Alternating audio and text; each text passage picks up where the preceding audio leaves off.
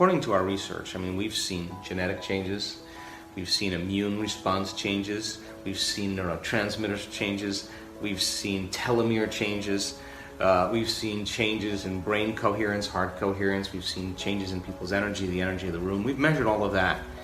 And I started thinking, okay, we teach people how to create brain and heart coherence, and it has biological effects.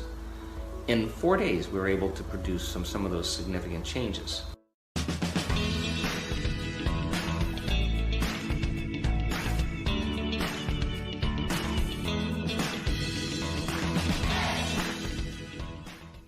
When you get something, you give thanks. The signature means it's already happened emotionally. So once this center swells and you feel grateful, you're in the perfect state to receive. Now there's a reverse field. This field's going this way. Once you feel gratitude, now there's a reverse field, and we see it right in the brain scan, right here. That energy is coming right down into the body, and people say it was like my body was filled with light. Now what's that? Why is that important? Because the second chemical is called vasopressin, anti-diuretic hormone. What does that do? It causes the cells to retain water and to swell. So water is the perfect conduit for electricity, for electromagnetism. It needs a medium. So now the cells swell so they can tolerate a greater frequency. And all of a sudden, inside the cell, if you were to take a cell and you were to blow all the snot off the cell, you would be left with these skeletal structures called microtubules. Many scientists call them the seat of consciousness. They're tiny protein filaments, and they vibrate. So all disease is a lowering of frequency, an incoherent message. And if cells, you start to understand cells emit light and information. And when I'm emitting a frequency, and you're another cell, and you're emitting the same frequency, that frequency, the cell can share information. We're on the same radio station. But when cells are no longer have the light because we're in that survival state, they can't communicate.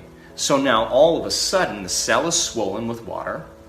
You're in a state of receiving. That energy is moving right into the body, and those microtubules begin to shimmer in a very coherent, orderly way, because that frequency is a greater degree of oneness and wholeness. It's a greater degree of order. So the cells all of a sudden start vibrating in coherence. The whole body does, and we would describe that as love or wholeness or grace or gratitude. And in that moment, those cells vibrating at the same frequency all of a sudden get a biological upgrade, and they're emitting more light, more coherent information, and all of a sudden the person gets their hearing back, they get their vision back. Because, now this is the great question, you and I, we live by the hormones of stress. When we live by stress, this very stress response causes our senses to be heightened. And we're materialists. We narrow our focus on the cause, the danger, on the threat, on matter. So people become habituated, and all they see is matter in their world. Now, when you start connecting to that field above the speed of light, you have to first become nobody, no one, no thing, nowhere, and no time. You have to take all of your attention off your body, every element in your environment and time. That's the moment in your pure consciousness. We teach our students then as an awareness, as a consciousness. You can't experience the quantum with your senses. It's a realm beyond the senses. It's a realm beyond space and time. To begin to connect to that frequency, to pay attention to it, to stay present with it, to experience it, to surrender to it. And as they begin to connect to it, they start feeling less separation, because the stress hormones create separation. They start feeling more oneness, more wholeness. So then, as they move closer and closer to that quantum consciousness, time is created by the separation of 2 points of consciousness. If I'm standing here and I want to walk all the way to the other side of the room, here's one point of consciousness, there's another point of consciousness. I got to drag my body through space, and it takes time. So then when you are, as a consciousness, starting to connect to another greater consciousness, there's less separation between 2 points of consciousness. It means the closer you are to the field, the shorter amount of time it's going to take to appear in three-dimensional reality. And the more whole you feel during the process, the less separation. And the more whole you feel, then that's a greater level of energy. And all of a sudden, people, they have this, we witness it all the time. There's a delicate balance, I think, between intention and surrender. Intention is getting clear on what you want, right? But if we're experiencing separation, then when we overintend, we're trying, right? And so then you're trying to create something from lack. That's when you overintend. Surrender is like trusting in the outcome, right? But if you over-surrender, you're lazy and lethargic, right? You're not doing anything. So it's a razor's edge. So the person who is involved in activating those latent systems, that's their intent. So I now know that the more people understand what they're doing and why, the how gets easier. So we provide the knowledge, the science, the information, so that they can begin to reason what they're about to do. And they repeat it to the person next to them. As they talk about it, they're building a model of understanding. They're preparing themselves neurologically for the experience. So the intention then is to activate those latent systems.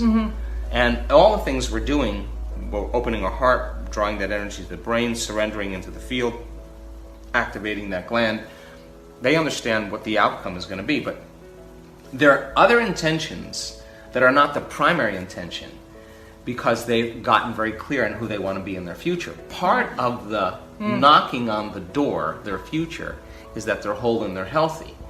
But they're not going into the experience for wholeness and health. They're going into the experience to have the mystical moment. You've got to go from selfish to selfless. You've got to go from somebody to nobody to everybody, from someone to no one to everyone, from something to nothing to everything, from somewhere to nowhere to everywhere, from some time to no time to every time. That is the quantum. I thought, the things I've witnessed in our events this year, honestly, I thought I'd never see in my lifetime. I honestly am so shocked at people, blind people getting their vision, people getting their hearing, people stepping out of wheelchairs, getting rid of their crutches, wild. Tumors going away, stroke victims that have been paralyzed, moving their arms and legs. I mean, this is a biblical proportion what we're witnessing, and I have to admit that if I didn't have the measurements, I wouldn't be able to quantify it. Now remember, I'm speaking from my present state of ignorance.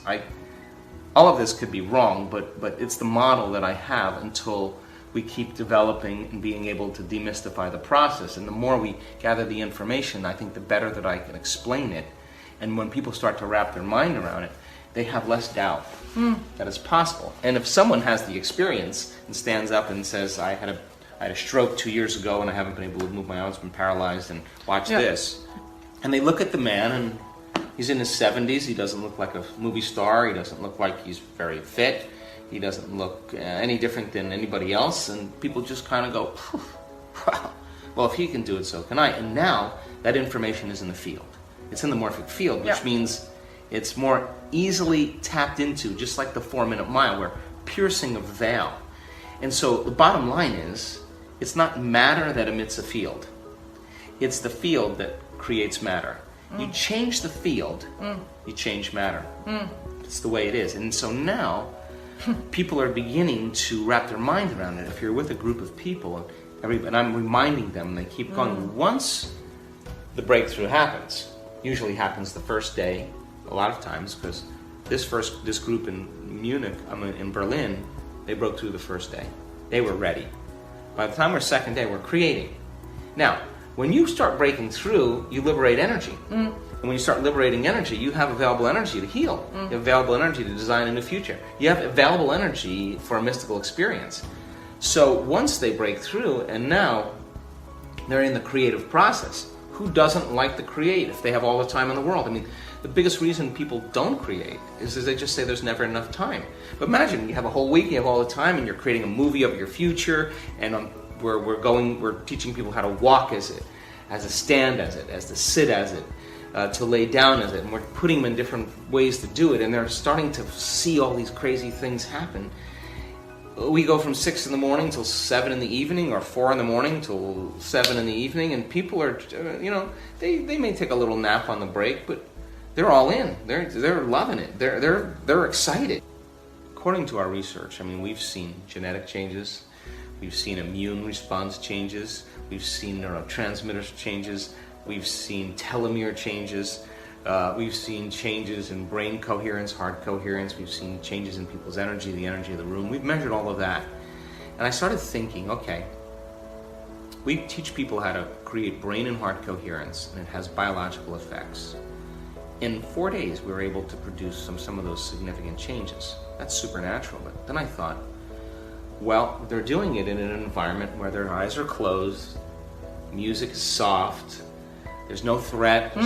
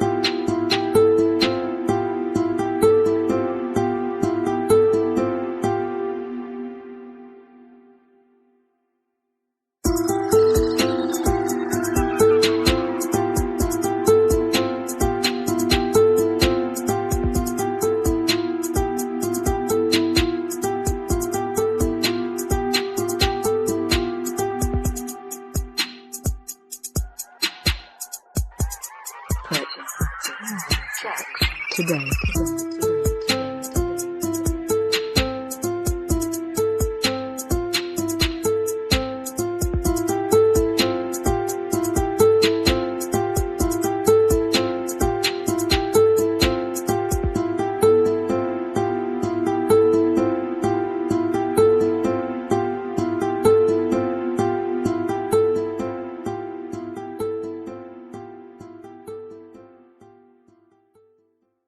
No danger.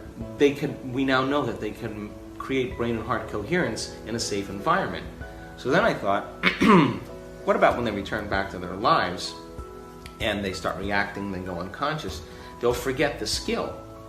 And it's not enough to just do it with your eyes closed. You got to be able to regulate internal states independent of the conditions in your external environment. That's how you master your environment. So I thought, well, let's put them in challenging situations that would cause them to feel a survival emotion like fear or anger, not so much anger, but discomfort, or they don't believe they can go any further, or they hear voices in their head that say quit. And this is where people stop in their life. This is where they go unconscious. So if they're in that potentially emotional situation, and we teach them right in that moment to stop for a moment, and of course the addiction of those chemicals are telling you to not, but to start changing their breathing, to start regulating their internal states. If they can do that, then they would be mastering the moment, and that's a victory. And those moments add up. So as a person pushes themselves past where they normally go, fear turns into freedom. The contraction of insecurity turns into confidence and power, and that's energy being released out of the body. Now, that's when people start to have their breakthroughs, and they're so proud of themselves that they've gone further, that they want more of it. And if they've just overcome that potentially difficult situation, when they return back to their lives, they're going to be faced with difficult situations, and they're going to go, give me a minute. And they're going to ground themselves in coherence again, and they're going to say, this is nothing compared to what I just did. So what's happening now is that people are having instrumental, profound breakthroughs by teaching them how to do that with their eyes open. It's the next level. And I want to keep creating these because people with MS and lupus or spinal cord injuries or handicaps, they start looking and they start going, no, I'm not going to be my disease today. And they move through these challenge activities. And I'm telling you that now they're no longer that same person. I mean, we've seen this. So I now know that when people get into coherent, like theta brainwaves, that theta is the carrier for gamma. And when that system is switched on, wow, people are, doesn't matter how old you are, how sick you are, they're going to have that moment. So now we're working on inducing that state more, and then our scientists are watching certain words that I say. I can say a certain word in the middle of a meditation, a person has a spike of gamma. And all 14 of them that are getting scanned at the same time all have a spike of gamma. So now I know that I can refine it a little bit. So I'm not afraid to fail. I don't really care what people think of me any longer. I've left that behind. I'm more interested in evolving and understanding, and as you said, getting people to go from thinking to doing, because knowledge without experience is philosophy, right? And experience without knowledge is ignorance. And I think that every time we become aware of information, information is knowledge. And as you become more aware of it, awareness is consciousness. And you can't have consciousness without energy. You wake up to a greater level of energy. So then applying it, though, into the experience then creates even a greater emotion or greater energy. And now you're embodying it. And if you've done it once, let's reproduce it. It's no different. When we were talking about golf last night, it's no different than just refining your skill as a golfer. You break it down, you build it back up, you keep certain things that work really well, you have to refine and change other things, and it's a work in progress. So I just want to create the next experience that's going to allow a person to evolve it even further. Yeah. And I hope it's working. So as Dr. Joe Dispenza explains here, we are much more than body. We are consciousness residing in the body, using body to have experiences. So how can we then choose what experiences we want to have? With consciously focusing on desired outcome as it already happened. Joe Dispenza students do this in meditation, by entering the present moment and then consciously entering the experience they want to have. And they are persistent. They are doing that every day, because they know that when they do it enough times, it will become automatic. And they will start acting as they are that person. And then people will say, "Oh, look at this guy, he had so many luck." Or "Wow, what happened to him was a miracle." Joe Dispenza proved all of this, but so far it was too good to be true. Will you try to use this? Did you ever have any experiences with creating consciously? Share your experiences in the comments below, and if you like this video, give your thumbs up. Don't forget to subscribe and join our community. Stay good and have a great day.